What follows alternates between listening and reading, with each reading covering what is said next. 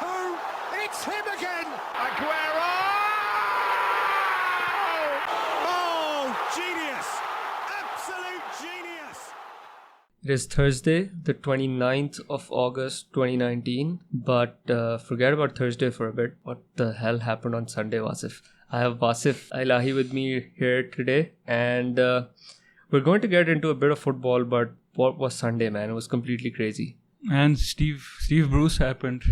Yeah, I don't know which Newcastle. one's crazier. Was Steve Bruce beating a top 6 side away from home or Stokes doing what he did? It's a close one. Maybe Stokes takes the cake here, but Steve Maybe, Bruce, barely. Yeah, Steve Bruce comes pretty close. Just by virtue of being Steve Bruce. Yeah, considering he beat a team that was in the Champions League final not very long ago. And I cannot stress this enough. He's Steve Bruce. That is one of the It's reasons. Steve Bruce. I do not rate him very highly at all.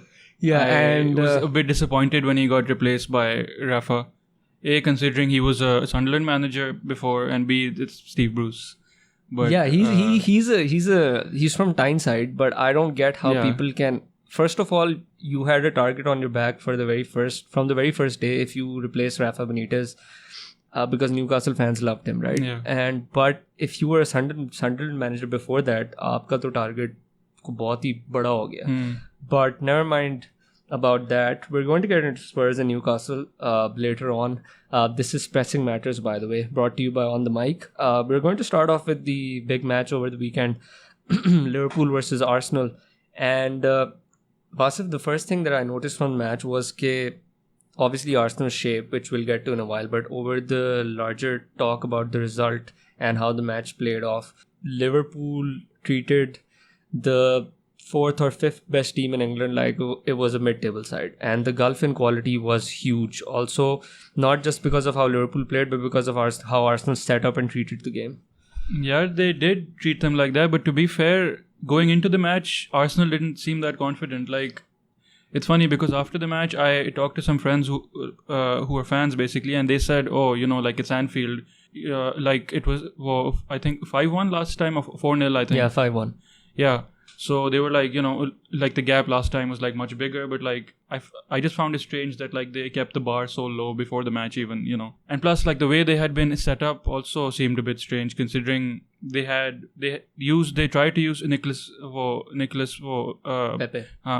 Pepe's pace, and he did get through Van Dijk once and Robertson a few times as well. But the way they had set up was actually like a bit similar to the way Newcastle had been set up against Spurs, which is why I was a bit disappointed in that sense. Yeah, uske hisab se the main thing that I noticed was that that was one of the weirdest or one of the most unusual ways an Arsenal team has set up at Anfield in recent memory, right? So one of the things that Arsenal do quite well at Anfield is play open, expansive football and then go on to lose by a huge margin, right? That happened under Wenger. That happened in Emery last year. Or this season, I think what Emery thought was that this is what a lot of managers think when they come to Anfield now is that if we play open, expansive football against them, they're going to rip us to shreds, right? So उसने फिर 4-4-2 diamond खिलाई in which... And this is so weird because we can look at it in two ways, right? One is that Arsenal full narrow midfield khila rahi thi in which they had packed all the bodies, right? Box or midfield mein full bodies packed hoti thi. They weren't giving the front three a lot of space.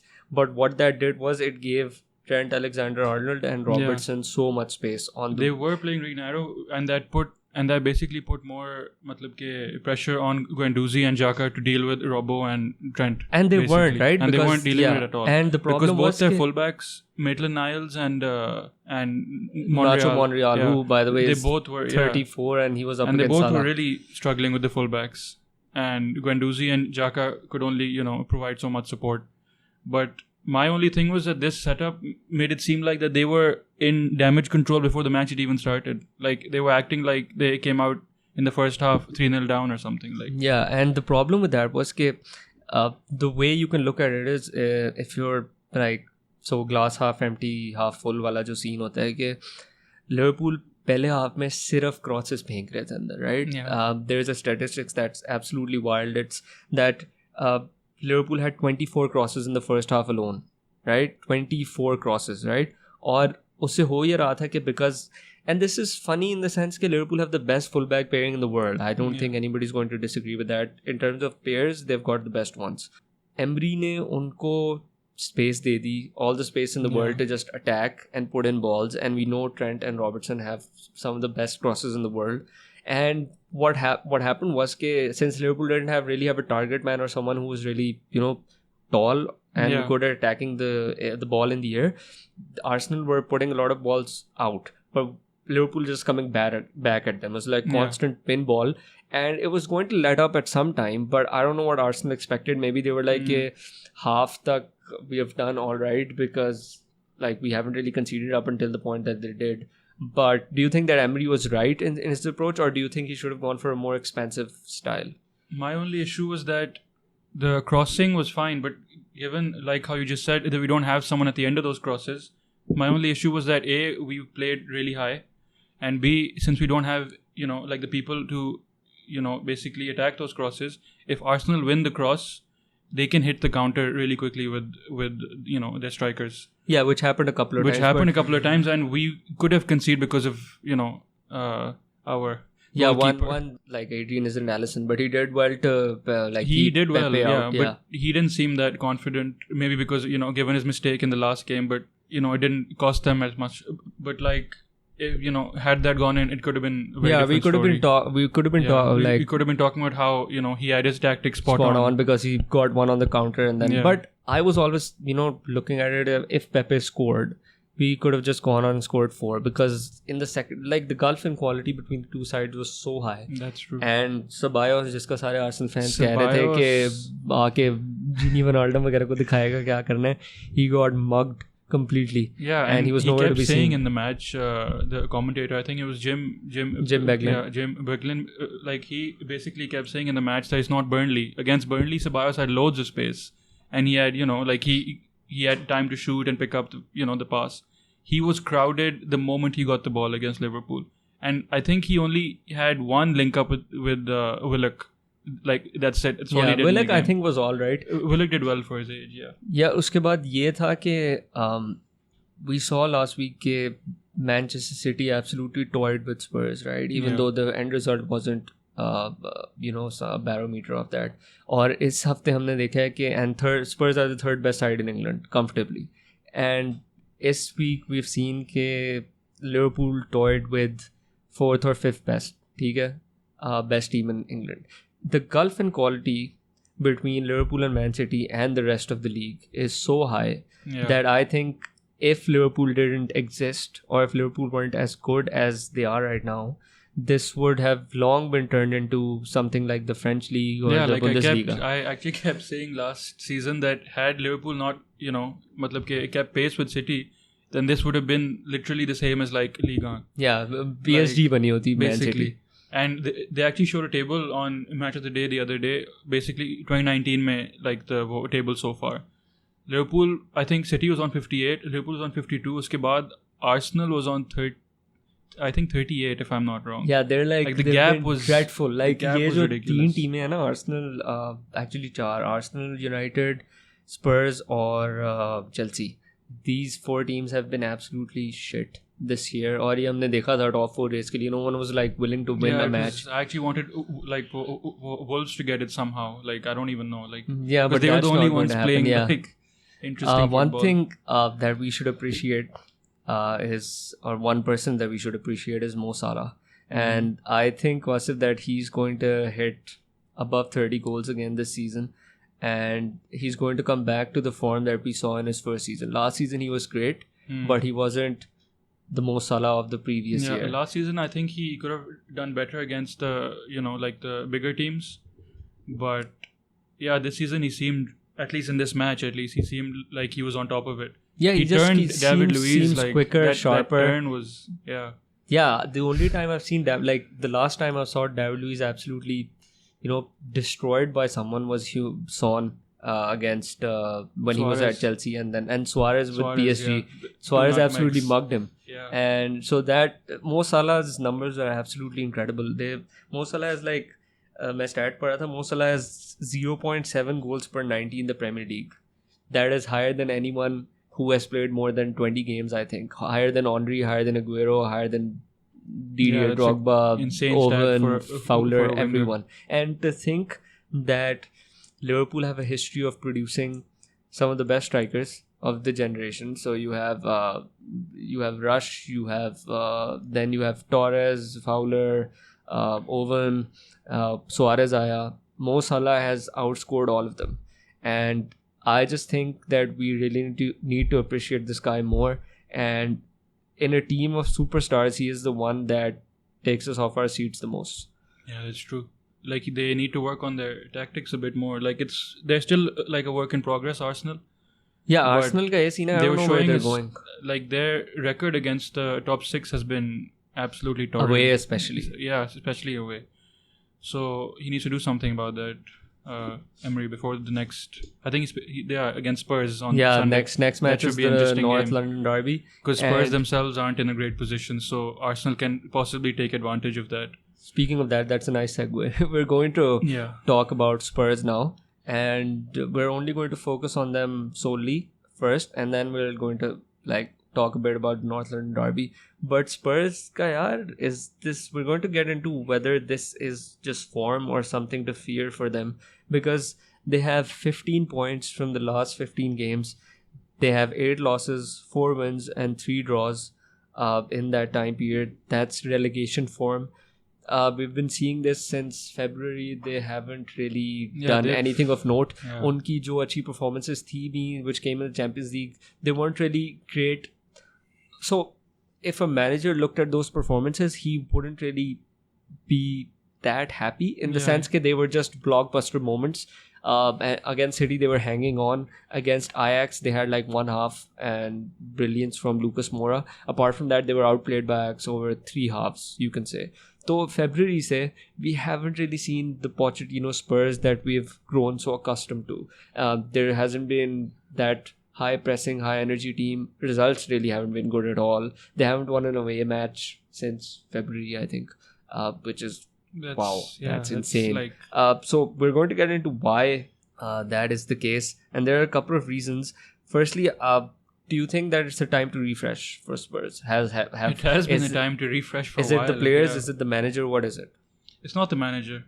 Poch is a great manager. I think had it been a different manager in the situation, he might have, not done Is his head well. in the game?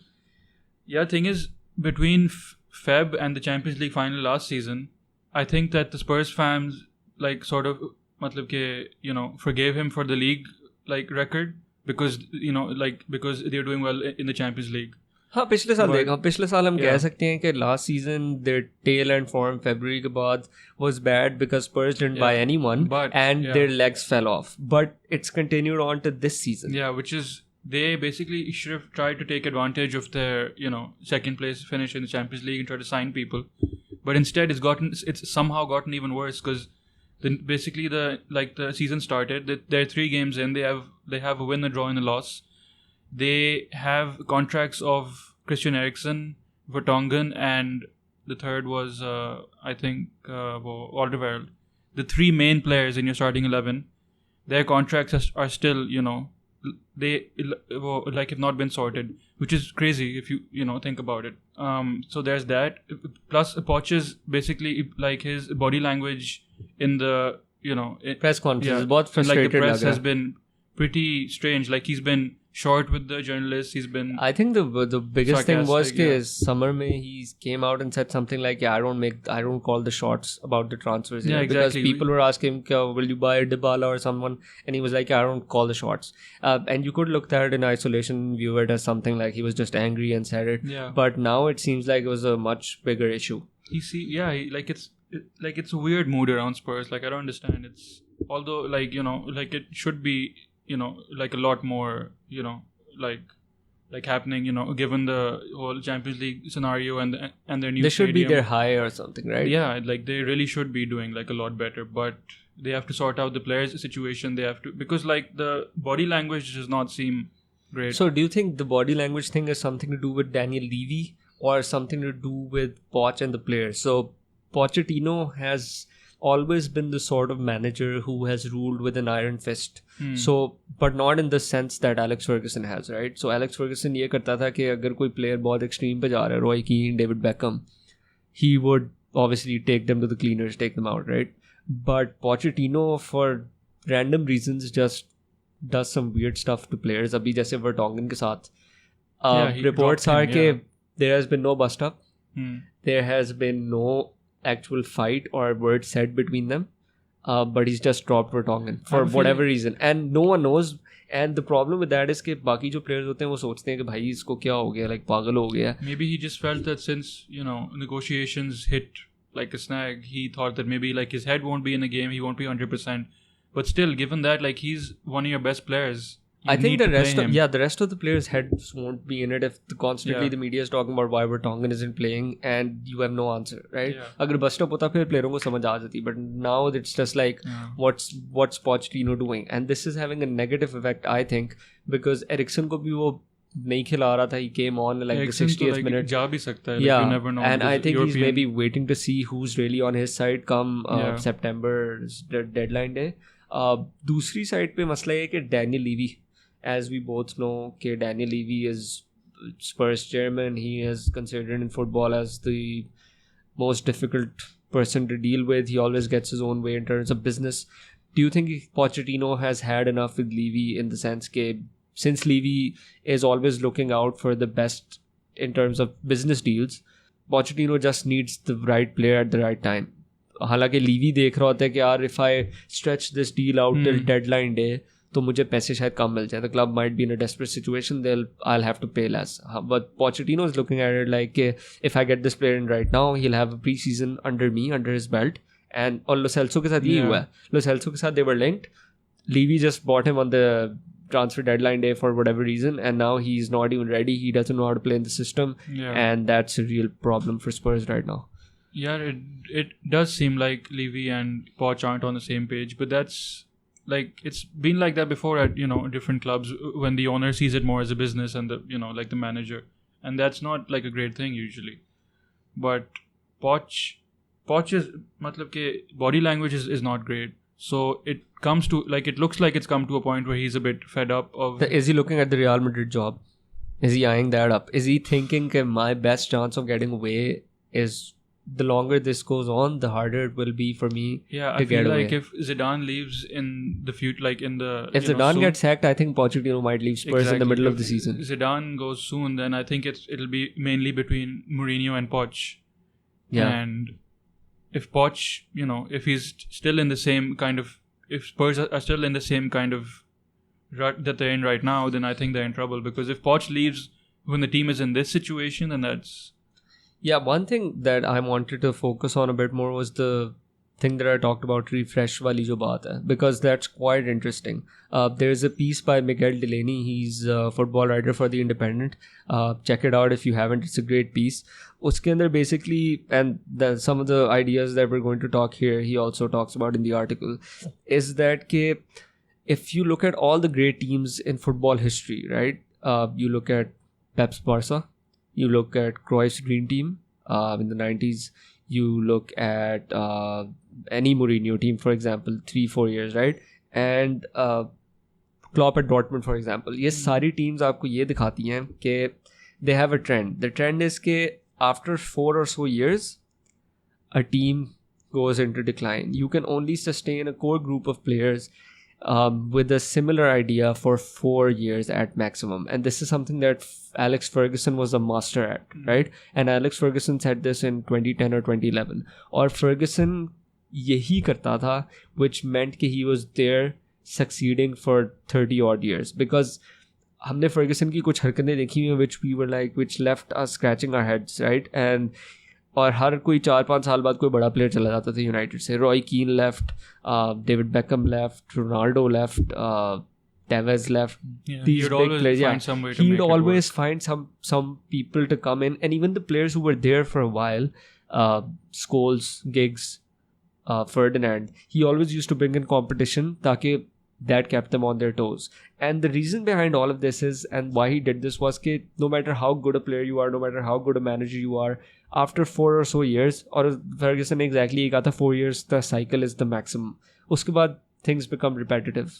Yeah. And you can't tell something new to the players, right? Or that's why Pep left Barca after 4 years. You could see the decline was setting in. You could see this with any Mourinho team. After 3 years, it's in decline, and that is partly to do with how Mourinho manages and how Poch manages. इनकी charismatic authority होती है. After 3 years, इनके जो management style होता है ना, वो it just loses its charm. और अब Spurs का मसला ये है. If that is the case, then Spurs hasn't won any trophies in that period. Yeah, that's the main difference. But the problem with that is that Spurs overachieved so much. The teams that we're talking about, they overachieved, but they were already at उनकी जो normal achievement थी, that was already higher than Spurs. Yeah. Pochettino Spurs को 6th या 7th से लेकर आया, consistently challenging for like 3rd or 2nd spot, consistent in the Champions League. The idea is कि उसकी जो अब core है ना, it's been there for longer than 5 or 6 years. Hugo Lloris, Alderweireld, Vertonghen, Eriksen, who else? Harry Kane. These players have been there for like upwards of 6 years, and this is starting to become stale. और ये हमें Spurs की like देख के पता चल रहा है उनकी football से the zip isn't there. It's not the same. और interestingly enough, इस साल Klopp ने भी बात की थी at the start of the season. इसने कहा था कि if I keep telling the players the same thing, they'll just get bored. I have to find new ways to tell them. Or he did that successfully for Dortmund for a while, or like we saw the last season was a disaster. So do you think this is something that needs to be changed? If Poch's head isn't in it, does Levy need to find someone else? If Poch's head is in it, does he need to overhaul? He definitely, needs to overhaul, because I think that they should have made signings like a while back. They've needed to. But एक होता है signings, एक होता है core change करना. Do you think Levy is they shouldn't change the coach unless he says he wants to leave? The core of like Vertonghen, Harry Kane और वो Levy इस तरह का बंदा है कि वो करेगा. Do you see something happening like that at Spurs? Yeah, core. I mean, it all depends. मतलब कि like on the players themselves. If they're not in it, then there's no point, honestly. It doesn't matter how good that's they've what been we're in the seeing, past. right? Yeah. It's becoming repetitive, and it's a multiple problems all at once, in the sense कि एक तो Poch's head isn't in it, एक आपका overhaul हो नहीं सकता because Levy's not the sort of person who and does if that. Poch leaves, it also मतलब कि like begs the question that like what next? Yeah. How long until the players, like the main players, start? Yeah, the main players Harry were Kane, there only Vertonghen, because of Poch, Alderweireld. because they wouldn't be there elsewhere. They could go to far better teams, with all due respect to Spurs. लेकिन ये बड़ा मसला है. तो where do you see this going in the future? Will this bad form continue? Yeah, one thing that we haven't talked about, by the way. It's also important to note that it's only been 3 games in. So and they don't have their star players. Son just came in. Yeah. Ali is going to come in for the North London derby, and they don't have, well, Vertonghen का तो अलग ही issue है, वो पागल हो गया. But they don't have the right back either. So there's a couple of players missing. So right let's back, see and that was actually strange. They never replaced Trippier. Yeah, it makes no sense. And Aurier is like this. And Walker Peters is great, but guy. like he's not like, he can't be like the full time. Aurier पागल है, by the way, पता है ना? Aurier है पागल. Aurier is actually pretty similar to it. He kind of reminds me of Moreno at Liverpool. Yeah, that is true actually. Like stupid shit. He पता just नहीं does कहाँ से stupid stuff, टांग मार रहा है, क्या कर रहा है. Doesn't make sense. Aurier cannot be that. I mean, unless Poch can somehow get through to him, which seems difficult. But yeah, this brings us to the North London derby, and Pochettino surprisingly hasn't won since he's been at Spurs away at the Emirates. He hasn't won one game there, and I've always noticed this कि जब वो Emirates जाते थे, Arsenal used to outplay them quite a lot in the league. और ये पिछली 2-3 दफा से हो रहा है. Considering Spurs' bad form, the bad aura around the place, which is quite prevalent right now, and Arsenal's new signings वगैरह, do you think Arsenal going to that run is going to continue for I have a feeling Poch? that if Spurs start the first half the way that they have been since a while now, I feel like they can be completely overrun by Arsenal's attack. Like if they do that thing again where they go for like the second half, like the way that they've been doing for a while, then I feel like that can cost them, because especially if like Arsenal take their chances. हाँ ये है. और पता नहीं अब Arsenal किस तरह setup करेगी, बिकॉज एमरी का अभी तक समझ नहीं आई, because Emery Emery, I don't think he knows his best starting. Like Yeah, same. Because अभी Ozil और Kolasinac का तो weird मसला चल रहा है ना, in which they're like security. The security issue. Wow, what a Kolasinac world. no, he's back. Kolasinac is back, but like Ozil has been ill. That's Oh, so the security situation's done. security situation. Yeah, I think. क्योंकि उनके पीछे Bosnia कोई पीछे लोग पड़ गए थे. Yeah, there's some gang behind us. And one other gang was Really like, hilarious. how dare you? Yeah, now and now we're they'll going take to everything offer from you. Yeah. So this Because is weird football stuff. is brilliant. Yeah. Yeah. तो वो वाला scene है. Let's see what's going to happen. Thank you so much, Wasif, for coming on. I hope that you come on more regularly. Thank you so much for listening. As always, please don't forget to follow us on all our social media pages, including our YouTube channel. Please subscribe to that. And stay tuned for more updates. Until next time, Allah Hafiz.